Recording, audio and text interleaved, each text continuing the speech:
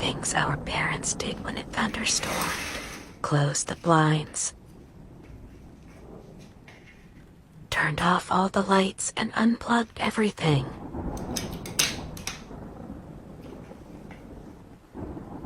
Peeked out the window constantly to see if the storm was over. Light 50 candles to blaze throughout the house.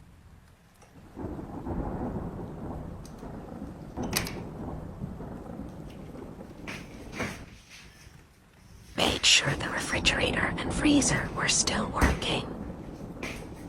I just went over there hoping to find food.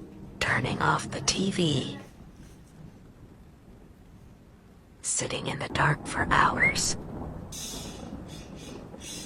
Telling everyone to be quiet until the storm passes.